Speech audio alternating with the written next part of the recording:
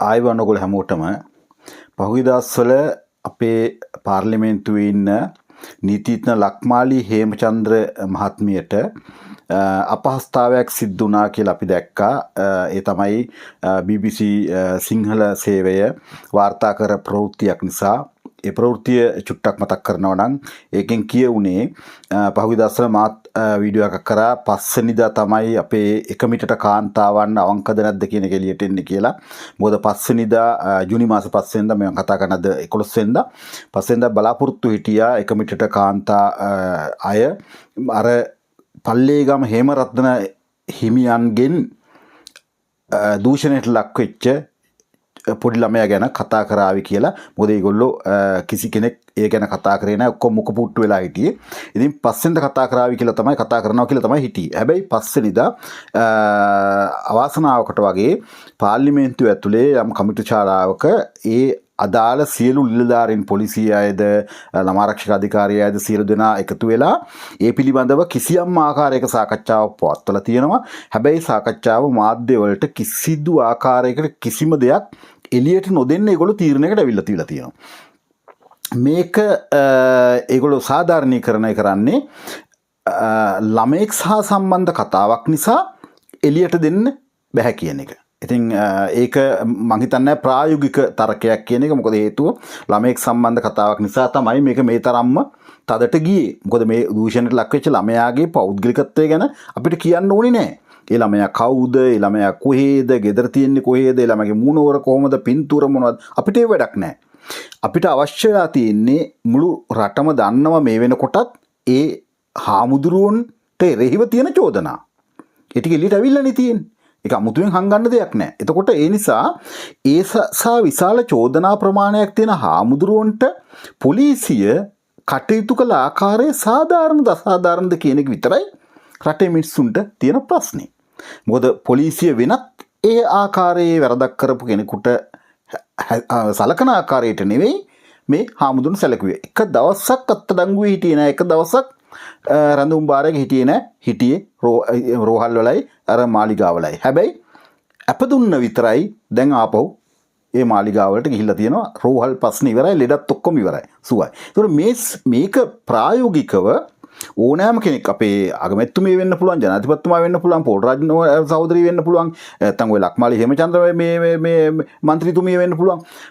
එතුමියට සහෝදරිය කියලා දැම්මට කියවෙන්නේ නැහැ. දැන් අනේ වන්දන මේ ඒක අර්බුදයක්. හරිද? එතකොට එහෙම අයට උනත් පෞද්ගලිකව ඒගොල්ලන්ගේ හදවත දන්නවා මෙතනදී පොලිසිය ක්‍රියා කර ආකාරය ඉතාම වැරදි, නිවැරදි නෑ කියලා. මොකද මේ හාමුදුරුවෝ ප්‍රබලයෙක් වීම නිසා. සාමාන්‍ය හුදී ජනතාව අතරේ කෙනෙක් වුණා නම් සලකන ආකාරයයි ඒතිය අඩුම තරමින් සාමාන්‍ය පන්සලක පොඩි හාමුදුරු නමක් ගමක් විශේෂයක් නැති ගමක හාමුදුරු නමක් වුණා නම් සලකන ආකාරයයි මේ අටමස්ථානාධිපති වීම නිසා එයාට සැලකුව ආකාරය දෙකක් බව ලංකාවේ ඕනම කෙනෙකුට සිහිබුද්ධියක් තියෙන කෙනෙකුට නැහැ කියලා කියන්න බෑ. එතකොට මෙන්න මේ කාරණාව නිසා ඒ පස්වෙනිදා සාකච්ඡාවේදී ඒ සාකච්ඡාවේදී කතා වෙලා තියෙන කතාවක් එළියට එනවා. BBC වාර්තාව තමයි ඒක එළියට එන්නේ. ඒ තමයි මේ මෙතනදී ඔය මේ සම්බන්ධව අධිකරණයේ කටයුතු වලදී එදා අර ජාතික ළමාරක්ෂණ අධිකාරියේ නීතිඥ සංජීවනී අබේකෝන් නෝනා තද බල කතාවක් කරා. මේකට පැය කතාවක්. ඒ අධිකරණයේ මේ ගරු අධිකරණ ඉදිරියේ අනිත් එක මේ විනිසුරුතුමා ඉදිරියේ ඒ කතාවේදී එතුමිය කිව්වා පොලිසිය අර දක්කගෙන යන සිද්ධ වුණා කියලා.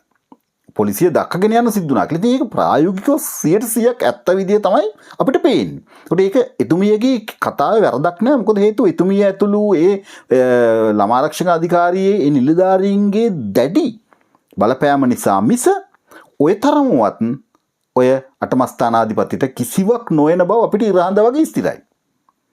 ඒක හොඳට ඔප්පු වෙනවා මේ ඊට පස්සේ ආපු සියලු ක්‍රියාකාරකම් වලින්. ඒ කියන්නේ මේක ඒ සජීවනී අබේකොන් නෝනයි ඒ අදාළ අර මේ මාධ්‍යවේදී මහත්මයායි කට්ටිය මෙදියත් නොවුණා නම් අපේ ආණ්ඩුව උනාට අපිට ඇත්තට පිළිගන්න සිද්ධ වෙනවා අපේ ආණ්ඩුවෙන් මේක යට ගහන්න ඉඩ තිබුණා කියන එක. මම කියන්නේ යට ගහනවා කියලා. යට ගහන්න ඉඩ තිබුණා කියලා අපිට හැඟෙනවා ඒක. ඒක ලොකු කළු පැල්ලමක් අපේ ආණ්ඩුවට. ඇත්තම කියනවා ජනාධිපතිතුමනි බරපතල කළු පැල්ලමක් ඒක අපේ ආණ්ඩුවට. හරිද? එතකොට ඒකයි. ඊළඟට මෙන්න මේ කාරණාව නිසා එදා ඒ දක්කගෙන යන්න සිද්ධ වුණා කියන එක පිළිබඳව මේ ලක්මාලි හේමචන්ද්‍ර මැතිනිය ඒ සජීවනී අබේකෝන් නෝනට තර්ජනය කරා කියලා නැත්නම් යාගෙන් ප්‍රශ්න කරා කියන එක තමයි මේ BBC මාධ්‍යයේ ගියේ. ඒ විදිහට තමයි වීඩියෝ එකක් කරාන්ද ඒ සම්පූර්ණ විස්තරය කියන්න ඕනේ නැහැ. ඒ වීඩියෝ එකේ ලින්ක් එකත් මේක යටින් දාන්න ඕන ඒක බලන්න. එතකොට මෙන්න මේකට ඔය ලක්මාලි හේමචන්ද්‍ර නෝනට බොහොම කේන්ති ගිහින් තිබුණා. කේන්ති ගිහිල්ල ඉවර වෙලා ඒකට අද පාර්ලිමේන්තුවේදී අද මම මේ කතා කරන දවසේදී පාර්ලිමේන්තුවේදී එතුමිය ඔන්න යම් ප්‍රකාශයක් ඒ පිළිබඳව කරා. මම මේ ප්‍රකාශය ඔයාලට පෙන්වන්න කලින් ඒ ප්‍රකාශයේ ලොකු දිග ප්‍රකාශයක් නමුත් ඒ වැදගත්ම කොටස මම පෙන්වන්න කලින් මම තව එකක් පෙන්වන්නම්. මේ මම පෙන්වන දේ මීට වඩා මාස 8කට කලින් ගියපු දෙයක්. හරිද? මේ පෙන්වන දේ පෙන්වන්නේ මේ ලක්මාලි හේමචන්ද්‍ර මේ නෝනට මේ தත්ත්වයට පත්ුනේ කොහොමද කියලා පෙන්වන්න. කියන්නේ දැන් මේ නෝනා යම් දෙයකට බය වෙලා ඉන්නවා. යම් කෙනෙකුට බය වෙලා ඉන්නවා. එතකොට සාමාන්‍යයෙන් අපි බය වෙන්නේ අපරාධකාරයෙකුටනේ. දැන් යකුන්ට හොල්මන් වලට බය වෙනවා කියන බොරු කතාවක් නේ ඒක. ඒක නිකන් ඒ අර මනස සෙලවීමනේ. එහෙම එකක් නෙවෙයි. ප්‍රායෝගිකව අපි බය වෙනවා නම් බය වෙන්නේ කිසියම් අපරාධකාරයෙකුට. මොකද අපරාධකාරයෙක් ගැන කතා කරොත් අපරාධකාරයෙකුට එරෙහිව මොනවා හරි කිව්වොත් ඒ අපරාධකාරයා අපිට හානියක් කරන්න පුළුවන්. අපි බයයි අපරාධකාරයාට.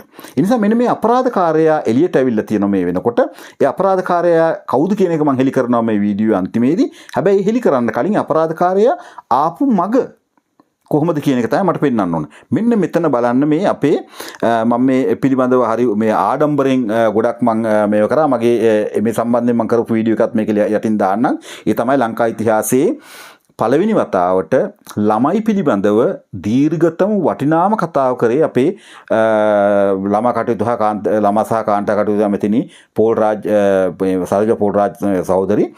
එතකොට මේ සරෝජා නෝනා කතා කර කතාවේ තියෙන වැදගත් තැන් කීපයක් මම පෙන්වන්නම්. මෙන්න මේ අද අපි කතා වෙන මේ ලක්මාලි සහෝදරීගේ කතාවට පාදක වෙන නිසා. ඔන්න දැන් මෙන්න මේ ඩිංග අහන්න. දරුවන් ක්‍රූරත්වයට පත්වන ආකාර ළමයින් ක්‍රූරත්වයට පත්වීම ගෙවල් ඇතුලේ පාසල්වලදී පරිවාස නිවාසවලදී රැඳවුම් භාරයේදී ඒ විතරක් නෙමෙයි ළමා නිවාසවලදී මහමගදී බස් නැවතුමේදී ඒ වගේම සහ මිතුරු කල්ලිවලදී මේ ඕනෑම විදියක මේ දරුවන් මේ හිංසනය ඔන්න ඔය මේ විනාඩි 35ක 26ක වීඩියෝකින් මම මේ චූටි කෑල්ල වලට පෙන්නනවා. දැන් මෙතුමිය කිව්ව කතාව ඇහුණද ළමයිව හිංසාවට ලක්වෙන තැන් ලැයිස්තුවක් කිව්වා. ඔන්න දැන් ආයෙ හොඳට අහන්න මේක.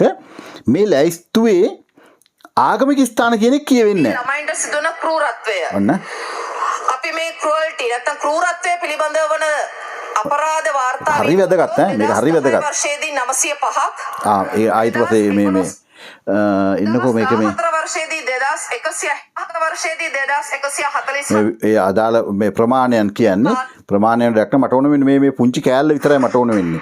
මේක රැඩ් එකක් ආවා. හරි. ඔන්න දැන් මේක බලන්න. මොකද මේක අර මේ කතාව තේරුම් අරගෙනයි මේක බලන්න ඕන ඕගොල්ලෝ. හොඳේ. ඔන්න මේක මේ තරම් වැදගත් දෙයක් මං හිතන්නේ කවුරුවත් ඔයගලන්ට පෙන්වලා දෙයි කියලා මේ අපේ මාලිම ආණ්ඩුවට මොකද්ද වෙලා තියෙන්නේ කියන එක. ඔන්න කිරීමේදී අපිට තිබෙන ප්‍රධානම කාරණා කීපයක් ආගමික මධ්‍යස්ථාන ගැන කියන්නේ. ඔන්න ක්‍රූරත්වයට පත්වන ආකාර ළමයින් ක්‍රූරත්වයට පත්වීම ගෙවල් ඇතුලේ පාසල්වලදී පරිවාස නිවාසවලදී රැඳවුම් භාරයේදී ඒ විතරක් නෙමෙයි ළමා නිවාසවලදී මහමගදී බස් නැවතුමේදී ඒ වගේම සහ මිතුරු කල්ලිවලදී මේ ඕනෑම විදියක අන්දක්කද නම මට මතක හැටියට දැන් නම තැන් 9ක් වගේ කිව්වා. හැබැයි ආගමික මධ්‍යස්ථාන වලදී කියන එක කියවුනේම නැහැ. හරිද? ඒක කියවුන්නේ නැහැ. ඊළඟ මම තව කෑල්ලක් පෙන්නන්න. දැන් මේකේ අන්තිමට තව තැනක් තියෙනවා මේකේ මම මේ හිතන්න මම මොන මහන්සියක් වෙනවද කියලා මේවා ඔයගොල්ලන්ට හයිලයිට් කරලා පෙන්නලා දෙන්න. මේවා හයිලයිට් කරලා පෙන්නලා දෙන්න මේ වෙලාවල් බලාගෙන තප්පර ගාන ලියාගෙන එහෙම කරන්නේ මොනවා නිසානේ මේ අපේ රටට තියෙන අපිට ආදරේ අපේ ලංකාවට තියෙන ආදරේ නිසා මේ රටට ආදරේ නැතුව මේ එක එක්කින කාටවත් පහර ගන්නවත් කාටවත් මේ ලකුණු දෙන්නවත් කවුරුත් උඩ තියන්නවත් නෙවෙයි රටටයි මං ආදරේ ඔන්න බලන්න මේ කෑල්ල හරි ඔන්න ඒවල් කෝටු නාරං සියඹලා අතු ඔව් මේ කවිය ගැන කියනවා පාසලට යනවා නෙමෙයි. ඔන්න. ශිෂ්‍යෙක් ආසාවෙන් පාසලට යනවා නෙමෙයි. ඔන්න හරි වැදගත්. කුටි කන්න වෙනවට බයේ පාසලට යනවා. ඉතින් අපි බලාපොරොත්තු වෙන්නේ එහෙම අධ්‍යාපන ක්‍රමයක් නෙමෙයි. පාසල කියන එක ප්‍රසන්න පරිසරයක් විය යුතුයි. නිවස කියන එක දරුවට ප්‍රසන්න පරිසරයක් විය යුතුයි. දැන් දෙකක් කිව්වා. දරුවන්ට බියේ හැඩගෙන දඬුවමට බියේ වෙවුලන දරුවන් වෙනුවට වැරදි නොකරන දරුවන් එහෙම නැත්නම් තමාට දැන් මෙතන නිවස සහ පාසල ගැන කිව්වා හැබැයි දහම් පාසල ගැන පන්සල ගැන කිව්වේ නැහැ. හරිද? ස්වයං විනයකින් යුතු සමාජයක් අපිට ඕනේ. මේ ටිකත් වැදගත්. ඒ වගේම තමයි විශේෂයෙන්ම අපි දරුවා ලෙස සලකන්නේ වයස අවුරුදු 18ට අඩු අය. ඊට පස්සේ වයස ගැන තියෙනවා. ඊළඟට මෙන්න මේ කතාවේ වැදගත්ම කොටස තමයි ඇයි මේ මෙතුමිය මෙතන මේ කතාවක් කරන්නේ. ඒ තමයි දණ්ඩ නීති සංග්‍රහයේ 308 ආ වගන්තියට ගේනව සංශෝධනයක්. හරිද? මේ සංශෝධනය සම්මත කරගෙන ඒක ක්‍රියාත්මක කරන්න තමයි මේ කතාව කරන්නේ. ඔන්න දැන් මේ සංශෝධනය මම පෙන්නන්නම්. එතුමිය මේ සංශෝධනය මොකක්ද කියලා කියන තැන මේ ඩිංග බලලි ඉවර වෙලා අපි යමු අපේ ප්‍රධාන කතාව. ඔන්න නැත්නම් ඒ සඳහා වල දීලා තියෙන චක්‍රලේඛ ඒ ආදී සියල්ලෙන්ම අද දණ්ඩ නීති සංග්‍රහයට ඉදිරිපත් කරලා තියෙන නව සංශෝධන හැටියට 308 නව වගන්ති ඇතුළත් වෙනවා. ඒකේ 308 ප්‍රධාන ප්‍රඥාප්තිය 308ට කරන සංශෝධනයක් හැටියට වන කොච්චර පොඩි සංශෝධනයක්ද? වයස අවුරුදු 18ට අඩු යම් තැනැත්තෙකු භාරකාරත්වය, භාරය හෝ ආරක්ෂාව දරා සිටීමෙන් දඬුවම් කිරීමේ ක්‍රියාමාර්ගයක් වශයෙන් හෝ නිවැරදි කිරීමේ ක්‍රියාමාර්ගයක් ලෙස යම් ප්‍රමාණයක වේදනාවක් හෝ අපහසුතාවයක් ඇතිවීමට හේතු වන බව දැනුම ඇතිව ශාරීරික බලය භාවිතා කරනු ලබන යම් ක්‍රියාවක් සිදු කරන හෝ යම් ප්‍රමාණයක අවමානයකට හේතු වන බවට දැනුම ඇතිව ශාරීරික නොවන යම් ක්‍රියාවක් සිදු කරන යම් තැනැත්තෙකු ශාරීරික දඬුවම් කිරීමේ වරද සිදු කරන්නේ කියන එක මේකට ඇතුළත් වෙනවා. ඔන්න ඔය කෑල්ල. ඔය චූටි කොටස තමයි ඇතුළත් වෙන්නේ. මෙන්න මේක තමයි මේ සංශෝධනය. මේ ගේන්න හදපු දේ.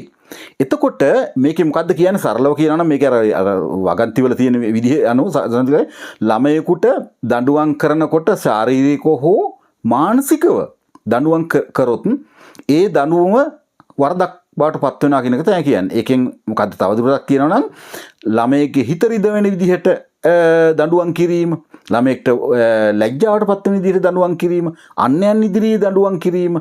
එතකොට මොනවාද ශාරීරික මේ තුවාල සිදු වෙන විදිහට, රිදෙන විදිහට, පළුදු වෙන විදිහට දඬුවම් කිරීම, හිසේ කොණ්ඩේ කපන ඒවා, ඒකත් මෙතුමිය කියනවා. කොණ්ඩේ කපන ඒවා, අර ගවුම් වල මේව කරන ඒවා, ඒවත් කියනවා. ඒකත් මම ඩිංගත් පෙන්නන්නම්. මේක මේ ගොඩක් වැදගත් නිසා ඔන්න බලන්න මේ ටික. බන්ධනාගාරගත කිරීමකින් හෝ දඩයකින් දඬුවම් නියම කරනු ලබන්නේ යන කාරණා ඇතුළත් වෙනවා. මම මීට අමතරවත් කැමති විශේෂයෙන්ම පාසල් පද්ධතිය තුළ අපි දඬුවම් හැටියට දන්තියක් දකින්න. මෙතුමිය මේ හේරම දන්නවා. ළමෙක් වෙනස් කොණ්ඩ මෝස්තරයක් පාසලට අනුචිත අශෝභන නැත්නම් අනුචිත අයෝග්‍යයයි සැලපෙන විදිහේ කොණ්ඩ මෝස්තරයකින් සැලසිලා ආවම ඒ කොණ්ඩය කප්පවන එක ඒක ඊ타මත්ම ඒක දරුවාට එතනින් එහාට සමාජයට මුහුණ දෙන්න බැරි විදිහේ දඬුවම් ලබා දෙනවා. ඒ වගේ පාසලට ගල්වන ආලේපන සපත්තු පොලිෂ් හිසේ ආලේපනය කරපු අවස්ථාවලට වාර්තාවන් ලැබිලා තිබෙනවා. ඒ වගේම තමයි ගැහැණු දරුවන්ගේ ගවුමේ වාටිය ලිහනවා. ඒ වගේම මේ වගේ දේවල් අපි ඇත්තටම ගත්තොත් මේක දඬුවමකින් ආවරණය කරන කායික දණ්ඩනයේ ගණයට නොයටුණත් අන්න ඒ වගේ වරත් අරක ආවරණය වෙනවා. ආත්ම විශ්වාසය පළුදු වෙන අවස්ථා. ඒක නිසා අපි දණ්ඩනය කියන එකට නව්‍යකරණයක් අවශ්‍යයි. මීට වඩා වෙනස් විකල්ප දණ්ඩන ක්‍රම අවශ්‍යයි. ඉතින් ඒක නිසා තමයි අපි කියන්නේ මේ දරුවන්ගේ ඔන්න දැන් ඔය දරුවන්ගේ ආත්ම අභිමානයට එල්ල වෙන පහර. බාහිරින් දක්වන තුවාල කියන එක දකින්න අවස්ථාවන් තිබුණාට බාහිරින් පෙනෙන තුවාල අපිට පෙන්නුනට ඒවට දණ්ඩනය ලබා දුන්නට දරුවන්ට මෙන්න මේ සිදුවන ප්‍රතික්ෂේප කිරීම හා ආත්මාභිමානය ආත්ම ගෞරවයට වන හානිය කියන එකට ඒ ළමයි හිත ඇතුලේ ඒක තියෙන්නේ. ඒක නිසා අපි වර්තමානයේ ඔන්න ওই ටිකට තමයි ඔය දඬුවන්නේ ගේන්නේ. ඕක කරන්න උනේ නැහැ. දැන් මේක මාස 8ක් වෙනවා. ඕක කරන්න උනේ නැහැ. කරන්න උන්නේ නැත්තේ හාමුදුරුවරු සිවුරු කරේ තියාගෙන ඩෙගා නැටිල්ලක් නැටුවා මේකට එරෙහිව. මහා නායකවරු දෙගාන ඇටලක් නැටුවා. ඊට පස්සේ අර අධ්‍යාපනයේ ක්ෂේත්‍රයේ ඉන්නවයි කියලා කියන අර හොර මහාචාර්ය තක්කඩි ටික දෙගාන ඇටුවා. හරිද? මහාචාර්ය කියලා හොර පට්ටම් ගහන් ඉන්න බූරුව ටිකක් ඉන්නවනේ. එවුන් ටික. එතකොට ඔයාලට මතකයි හතේ අපේ පන්තිය එකටත් අර මේ මහාචාර්ය කෙනෙක් තමයි පිස්සු කෙලිය හොඳටම හාමුදුරු මහාචාර්ය කෙනෙක්. එතකොට කවුද මට එන්න කට්ටියගේ නම් මම ඔකුන් නම් මුළු තියාගෙන ඉන්න ඒ තරම්ම දහදුරා නම් වුණා. එතකොට මේ දැන් අපි යමු අපේ ලක්මාලි හේමචන්ද්‍ර සහෝදරීගේ කතන්දරයට. හරි? එතකොට දැන් ඔයාලා හිතන්න මේ එකක්වත් මේ කොච්චර වැදගත් කතාවක්ද මේ පෝල් රාජ් නෝනක් කරේ. ඒ මුළු පැය විනාඩි 38ක් දිගම දිග කතාවක්. ඒකේ පැහැදිලිව පෙන්නලා දෙනවා ළමයින්ට වෙන හානි ලංකාවේ. ළමයින්ට කරන හානි. හැබැයි එක තැනකවත් පන්සල ගැනවත් භික්ෂූන් ගැනවත් එක වචනයක් කතා කරන්නේ නැහැ. ඒ මුළු කතාවෙම ඒ කතා මොකද පන්සල් වලින් මේ ලොකුම හානිය වෙන්නේ සාමණේර ළමයි කියලා කියන අවුරුදු 18 අඩු ළමයි කියලා මෙතුමේ කිව්වා. ඒකට සාමණේර හාමුදුරු නමක් කියන්නේ 18 අඩු ළමෙක්නේ. එයා සිවුරක් දාගෙන හිටියද පැවිදිවිද උපැවිදිද ගිහිද ඒ අදාළ නැහැ. ළමෙක් නම් ළමෙක්. අවුරුදු 18 අඩු ළමෙක්. ඒ ළමයින්ගෙන් තමයි සුලභවම ලිංගික හිංසාව ලක් වෙන්නේ. ඒ මොකද ඒ ළමයි අර ලොකු පන්සල් වල ඒ ළමයින්ට කරන දේවල් ඔයගොල්ලෝ දාන අමුතුවෙන් කියන්න ඕනේ නැහැ. ඒතකොට ඒ ගැන වචනයක් මෙතුමිය කතා කරේ නැහැ. අර වැදගත්ම ටිකේ තැන් 9ක් කිව්ව ළමයින්ට හිංසා සිද්ධ වෙන තැන්. හැබැයි පන්සල දහම් පාසල මතක් කරේවත් නැහැ. ඒතකොට ඒකෙන් තේරෙන්නේ මොනතරම් විශාල බයක් මේ අපේ ආණ්ඩුවේ අය හැමෝම මේ පන්සලට සහ කහ සාරියට තියනවාද කියලා. කහ සිවුර කියලා කියන්න බෑ. කහ සිවුර අඳින ආමුදුරු ඉන්නවා. නමුත් බය වෙලා ඉන්නේ සිවුර අඳින බුක්ෂණ වහන්සේලාට නෙවෙයි. ඒ උන්වහන්සේලාට බය වෙන්න ඕනේ නෑ. ඒ උන්වහන්සේලා අපිත් එක්ක බොහොම හොඳින් ඉන්න, ගමේ මිනිසුත් එක්ක හොඳින් ඉන්න, ගමේ මිනිසුන්ගේ ආගමික කටයුතු වලට මැදිහත් වෙන ඒ භික්ෂුන් වහන්සේලා. ඒ භික්ෂුන් වහන්සේලා අපිට අවශ්‍යයි. අපේ පන්සල ගනින්නේ අපිට ඕන තරම්. ඒ භික්ෂුන් වහන්සේලා ගැන නෙමෙයි මේ කියන්නේ. මේ කහ සාරිය අඳින තක්කඩි ව්‍යාපාරිකයෝ ටික, තක්කඩි හොරු ටික ගැන කියන්නේ. ඒ හොරුන්ට තමයි මේ බය. මේ සාමාන්‍ය භික්ෂුන් වහන්සේලාට නෙමෙයි මේ බය. හරිද? එතකොට ඒ බයට අනුව තමයි මේ තරම් වටිනා සංශෝධනයක් දණ්ඩ නීති සංග්‍රහයට ගෙනැල්ලා ඒ සංශෝධනයේ හකුලා ගන්න සිද්ධ වුණා කියන්න බලන්න.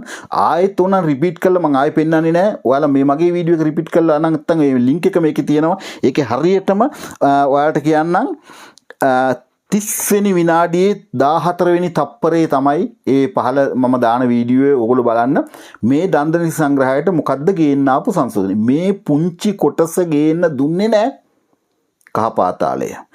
එතකොට ඊළඟට මේකේ කතා කරනවා කෞශල් ආර්යරත්න මන්ත්‍රීතුමිය කතා කරා, හිමාලි වීරසේකර මන්ත්‍රීතුමිය කතා කරා, චතුරි ගංගානි මන්ත්‍රීතුමිය කතා කරා. එතකොට පෝල් රාජ් සහෝදරියට අමතරව මේ මාස 8කට කලින් මං කියන්නේ. ඊට පස්සේ තවත් අපේ මේ මන්ත්‍රීවරු කීප දෙනෙක් කතා කරා. මේ කවුරුවත් පන්සල ගැන කතා කරේ නැහැ. මේක හැමෝම කතා කරේ ළමයින්ට වෙන හිංසන පීඩන ගැන, ළමයින්ට වෙන ලිංගික අපහසුතාවයන් ගැන අම්මලා වශයෙන් කතා කරා. හැබැයි පන්සල හාමුදුරු කියන නම් දෙක මතක් කරේ නෑ මේ කවුරුවත්. ඊළඟට අපි යමු දැන් ඔන්න පොයින්ට් එකට ආවා. අද මේ තත්වයේ තියෙන අර පෝල් රාජ් සහෝදරිගේ කතන්දරේ. සෝරි අපේ මේ ලක්මාලි සහෝදරිගේ කතන්දරේ. මේ පෝල් රාජ් නෝනත් එක්කනේ දැන් අපි කතාවේ හිටියේ නේ නිසා ඔළුවට ආවේ තුමිය. ඉතින් ඔන්න ලක්මාලි සහෝදරිගේ කතන්දරේ මම හරියට මේ අදාළ තැන විතරක් ඔයගලන්ට පෙන්නන්නම්. මේ දේම තමයි එතුමියට වෙලා තියෙන්නේ. හරිද? මේ ලක්මාලිට වෙලා තියෙන්නේ මෙන්න මේ දැන් අපේ අච්චර වටින කතාවක් කරපු පෝල් රාජ් නෝනට වෙච්ච දේමයි. ඔන්න මේ ඇඩ් එක ගියාට පස්සේ මම හරියටම තන අරගෙන ඔයාලට පෙන්නන්නම්. මේක ඇත්තටම ඛේද වාචක මේවා ඛේද වාචක. මේ රටක් ඉස්සරහට ගෙනියන්න ජනාධිපතිතුමනේ රටක් ඉස්සරහට ගෙනියන්න රටේ අනාගතය හදන්න මේ විදිහට නම් කරන්න හම්බ වෙන්නේ නැහැ. මොකද මේක මෙහෙම බය වෙලා කොහොමද අනේ රටක් හදන්නේ මට තේරෙන්නේ නැහැ ඒක. ඔන්න මම හරියටම තන ගන්නම් මම ලියාගෙන තියෙන්නේ. හිතන්න මම මොන කාලයක් වැය කරනවද කියලා මේ වගේ ඔයාලට පෙන්නන්න. ඔන්න මේක ඇල්ල බලන්න. ඔන්න අදාළම තැන ගත්ත සවුන්ඩ් එක වැඩි කරමු. නිශ්චිත වශයෙන් අසත්‍ය කරුණු මොනවද කියන එක මම අද දවසේ මම මේ කතා කරන දවසේ පාර්ලිමේන්තුවේ කැමැති. මෙහි සඳහන් වෙනවා ජාතික ළමා ආරක්ෂක අධිකාරිය නීතිය බලගැනීමේ අධ්‍යක්ෂකවරිය පොලිසිය විමර්ශනය පිළිබඳ විවේචන කරමින් කරුණ දැක්වීම තුළින් විමර්ශන නිලධාරීන් අධෛර්යමත් කර ඇති බවට මා විසින් ප්‍රකාශ කළා කියලා ඒ අසත්‍යයි. මසක් වැනි කෙටි කාලයක් තුළ සැකකරු අත්අඩංගුවට මේක මතක තියාගෙන මේ BBC එකෙන් දාපු චෝදනා ටික මෙතුමිය කියවනවා. ඒවා අසත්‍යයි කියලා එතුමිය කියන. ඉතින් ඒක අපි පිළිගන්න. එතුමියට ඉතින් අසාධාරණයක් වුණා නම් ඒ BBC වාර්තාව කරලා තියෙන බරපතල වරදක්. මොකද එහෙම ඇත්තම කියන අපේ පාර්ලිමේන්තුවේ කාටවත් අපි වැරදි කියන්න කැමති නෑ. මොකද මේ 159 තමයි ලංකා ඉතිහාසයේ බිහිවෙච්ච යහපත්ම മന്ത്രിවරු සහ മന്ത്രിවරියන් වගේ ඇමතිවරු සහ ඇමතිවරියන් කණ්ඩායම. මේ යහපත්ම කණ්ඩායමේ ලක්මාලි සහෝදරියට වෙන්න පුළුවන් වෙන කෙනෙකුට මම කාටවත් චෝදනාවක් කරන්න අවංකව මම හදවතින් මම පෞද්ගලිකව කැමති නෑ. කැමති නැති වුණා වුණත් මේ සිවුරට බය වෙලා මේ වගේ වැඩ කරනවා නම් ඒකට එරෙහිව නම් මම නම් කාටුණත් එරෙහිව කතා කරනවා. ඒකට එහෙම දෙයක් තමයි වුනේ. මෙන්න මේ BBC වාර්තාවේ තියච්ච දේවල් එතුමේ අසත්‍යයි කියන. ඒතර අපිට යුතුයකමක් තියෙනවා. එතුමේ අසත්‍යයි කියන ටික ඔයාලට පෙන්නන්න. ඒකයි මම පෙන්නන්නේ. මේ වරදක් නැති බව මා විසින් ප්‍රකාශ කර තිබෙනවා කියලා තියෙන එක අසත්‍යයි. කෙවිතක් අරගෙන පොලිසිය පසුපස යාමට සිදු බව ප්‍රකාශ කළේ කුමන පදනමක් මතද? ඒ ජාතික නාමාරක්ෂක අධිකාරියේ නීතිය බලගැන්වීමේ අධ්‍යක්ෂකවරියකින් ප්‍රශ්න කර ඇතැයි මා විසින් පවසා තිබෙන බවට සඳහන් වෙනවා. ඒ අසත්‍යයි. මෙම සිද්ධිය සම්බන්ධයෙන් නිල මාධ්‍ය නිහඬ වී ඇති පසුබිමක YouTube කරුවන්ට ආයුධ සපයමින් රජය සහ පොලිසිය පිළිබඳව සමාජ මාධ්‍ය තුළ වැරදි මතයක් ජනගත කිරීමට වෙරදරා ඇති බවට මා විසින් ප්‍රකාශ කොට ඇති බවට ප්‍රකාශ වෙනවා. ඒ අසත්‍යයි. කතානායකතුමනි, ඒ වගේම අද උදේ මගේ අවධානයට ලක් වුණා 2026/10 ලෙසට නිදහස් මාධ්‍ය ව්‍යාපාරයේ විසින් නිකුත් කර ඇති ලේඛනයක්. ඒ ලේඛනයේ සඳහන් වෙනවා මේ පැවති රැස්වීමකද මම කෙටියෙන් ප්‍රකාශ කරනවා නම් ජාතික ළමා අධිකක්ෂක කොහොම හරි ඒ ලේඛනයේ තියෙනෙත් සරලව කියනවා නම් මේ මාධ්‍ය සංසදයේ විසින් මේක පිළිකුල් ලෙස හෙලා දැකලා තියෙනවා. මෙතුමිය මේ විදිහට මාධ්‍යවලට මේව දෙන්න එපා අර මේ කියලා මේව කරා නම්. එතකොට ඒ සාකච්ඡාව පිළිබඳව ලංකාවම අවධානයෙන් හිටියා. මොකද මේ පාර්ලිමේන්තුවේ කවුරු හරි කෙනෙක් මේ කහකඩය පිළිබඳව මේ කාලකන්නි පාහරය පිළිබඳව පල්ලේගම හේමරතන කියන පාරය පිළිබඳව වචනයක් හරි කතා කරා කියලා. මේ හාමුදුරුවන්ගේ නම හංගන්න ඕන වෙන හන්ද තමයි ලක්මාල් සහෝදරී පැහැදිලිවම ඔයාලා මේක හංගන්නේ. මේකේ වල දැන් මෙතුමිය මේකේ මේ විනාඩි ගානේම ඉංග්‍රීසියෙන් සිංහලෙන් දෙකෙන්ම පුළුවන් උපරිමයෙන් උත්සාහ කරන්න හදනවා ළමෙක් හා සම්බන්ධ කාරණාවක් නිසා අපි මේක රහසිගතව රහස්‍යභාවය රකින්නවා කියලා. නඩුවේ තියෙන කනතුරු අපිට අවශ්‍ය නැහැ. ළමයාගේ පෞද්ගලික කරුණ අපිට අවශ්‍ය නැහැ. හැබැයි මේ පාහරය මේ වරද කරා කියන එකයි. ඒ වරදට දඬුවම් ලැබිය යුතුයි කියන එකයි. ඒ වරද කරායයි අඩුතරමින් චෝදනාවට හෝ ලක්වෙච්ච පුද්ගලයාට පොලිසිය සලකන්නේ කොහොමද කියන එකයි ගැන කතා කරන්න ලක්මාලි මන්ත්‍රීතුමිය ළමයාගේ පෞද්ගලික ආරක්ෂාව පිළිබඳව අදාළ නැහැ. ඔබතුමිය පෞද්ගලිකව මේක හිතුවොත් ඔයාගේ හදවත දන්නවා ඔයා නිවැරදි නෑ කියලා. දැන් මෙතන අසත්‍යයි කියලා කිව්වට ඔයාගේ හදවත ඔයා දන්නවා ඔයා නිවැරදි නෑ. ඔයා පරාණ බයේ කතා කරන්නේ මෙන්න මේ කහ පාතාලෙට. ඔයා විතරක් නෙවෙයි අපේ ආණ්ඩුවේ සියලු දෙනා මේ කහ පාතාලෙට බයයි. කිසි කෙනෙක් කවුරු සලේ ගැන කතා කරන්න පුළුවන්, ගෝඨා ගැන කතා කරන්න පුළුවන්, නාමල්ලා, මහින්ද රාජපක්ෂලා, ප්‍රභාකරන් ගැන කතා කරන්න පුළුවන්, KP ගැන කතා කරන්න පුළුවන්, ඕන කෙනෙක් ගැන කතා කරන්න පුළුවන්. හැබැයි කාසිවුරක් ගැන කතා කරන්න පරාණ බයයි. අඩුතරමින් අර පාහර නානසාරය ගැන කතා කරන්නේ නැහැ. අඩුතරමින් අර කස්සපකය ගැන කතා කරන්නේ නැහැ. මට කස්සපකය කියලාමයි කියන්නේ දැන් කියලා. ඒ කොච්චර ජරා මිනිස්සුද ඒගොල්ලෝ. මිනිස්සු වෙන්න බෑනේ, තිරිසන් වගේ අයනේ ඒගොල්ලෝ. දැක්කනේ අර නානසාර අතන අර මේ ස්ටේෂන් ඉස්සරහා කිව්ව තිරිසන් කතාවනේ. මොනතරම් කතා ගොඩක් කැත කතා කිව්වද මේව ගැන හොයන්න එපයි. මහමුල කරුව හොයන්න අමාරුවක් තියෙන මොකද්ද කියලා. මහමුල කරුව වෙන රටවල් හොයනවාද කියලා එහෙම ඇහුවනේ යා. ඒව ගැනවත් පාර්ලිමේන්තුවේ කතා කරන්නේ නැහැ. මොකද හේතුව මේ කහසිවුරක් දාගත්ත එකක් නිසා. මේ තරම් මේ කහසිවුරට බයයි. ඉතින් ලක්මාලි සහෝදරීටගේ මේ සමස්ත වරදී මේ වැරදිකරුවා BBC මාධ්‍යවේදියාවත් ඒ මාධ්‍යවේදියාට තොරතුරු සැපුවේ කියලා අනුමාන කරන කවුරු හරි රැස්වීමේ හිටිය කෙනෙක්වත් නෙවෙයි. මේක සම්පූර්ණ අපරාධකාරයා, මේක වැරදිකාරයා කහසිවුරු දාගෙන ඉන්න කහ පාතාලය. ඔගොල්ලෝ බයේ කහ පාතාලෙට. ඒ කියන්නේ අර කවුද මේ මොනවාද ඔය කෙහෙල් බද්දර පද්මේලා හරි ඔය හරක් කටාලා හරි කවුරු හරි ඒ පාතාලෙටත් වඩා ඔයාලා බයයි සිවුරු පාතාලයට. අවාසනාවට කියන ජනාධිපතිතුමත් බය වගේ තමයි අපිට පේන්නේ සිවුරු පාතාලයට. මොකද සිවුරු පාතාලේ ඒ තරම්ම දරුණුම පාතාලයක්. හිතන්න පෝල් රාජ් නෝනා ගෙනාපු අච්චර වටින පනතක් ළමයි සම්බන්ධයෙන් පොඩි වචන ටිකක්ද තියෙන්නේ. ඒකට පවා මේ සිවුරු පාතාලේ ඉඩ දුන්නේ නැහැ. එතකොට දැන් සාමාන්‍ය පාතාලයක් හරි පොලිසියක් හරි වෙන කවුරු හරි විරුද්ධුනොත් ආණ්ඩුව ඒක කරනවනේ. හැබැයි සිවුරු පාතාලේ එක වචනයක් කියනකොට චූ යනවා ගූ යනවා ඔක්කොම ගිහිල්ලා චකබලාස් වෙනවා. මොන නීතියක් ගේන්න හැදුවත් සිවුරු පාතාලේ එකෙක් හරි බකට්ටයක් ඇද්දොත් ඒ නීතිය ගේන්න වෙන්නේ නැහැ. ඒක කෙරෙන්නේ නැහැ. ඒ නිසා මේ සිවුරු පාතාලයට තමයි මුළු රටම එකතු වෙලා ගහන්න ඕන. ඇත්තටම කියනවා කුඩු ගේන පාතාලයටයි තව දේවල් කරන පාතාල වලටයි පාරපුරා මිනිස්සුන් වෙඩි තියන පාතාල වලටයි ඔක්කොටම වඩා භයානකයි මෙන්න මේ සිවුරු පාතාලේ. මොකද හේතුව මේ සිවුරු පාතාලේ තමයි ලංකාව මේ තරම් ලොකු අනාගතයකට ඔසවලා තියන්න ආපු මේ ලෝක ඉතිහාසයේ වටිනාම ආණ්ඩුවට අදින තරමක් බකට් අදින්නේ. ඒ ආණ්ඩුව කරන්න යන සියලු වැඩ කටයුතු වටිනා වැඩ කටයුතු අනාගත වෙනුවෙන් කරන්න යන වැඩ කටයුතු වලට බාධා හෙළලා ඒ සියල්ල යටට දාන්නේ. අධ්‍යාපනයේට පළවෙනි පන්තිට හයවෙනි පන්තිට අලුත් විෂය නිර්දේශන ඇල්ල ඒක කරන්න හැදුවාම ඒක කඩාකප්පල් කරලා ඒ ළමයින්ගේ ජීවිතේ කාලකන්ණි කරලා අනාථ කරන්නේ.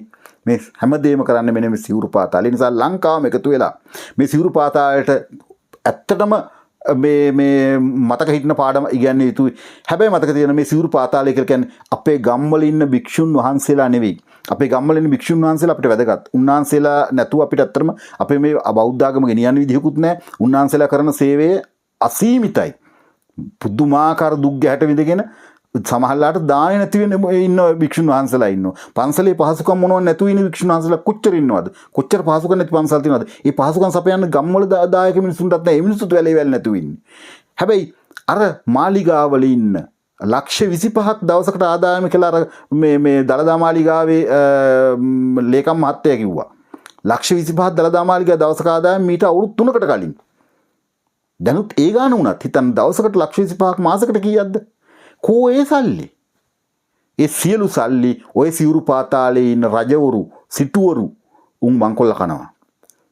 උන් කියලා කියන්න ඕන කොට. මොකද අන්නේ සිවුරු පාතාලට එරෙහිව ඒ පාතාලට එරෙහිව ඒ ලේකම්තුමා දළදා මාලිගාවේ ලේකම්තුමා කතා කරේ අස්ගිරි මහානායක හාමුදුරන්ටයි මල්ලතු හාමුදුරන්ටයි දෙනට අස්ගිරියා සහ මල්ලතුවා කියලා. හරි මොනවා හරි එහෙම නරක විදිහට තමයි කතා කරන්නේ. මොකද ඒ තරම් මේ මිනිස්සු ඒ බුද්ධාගමට ආදරේ, බුදුහාමුදුරන්ට ආදරේ, බුදුහාමුදුරන්ගේ ධර්මයට ගෞරව කරනවා.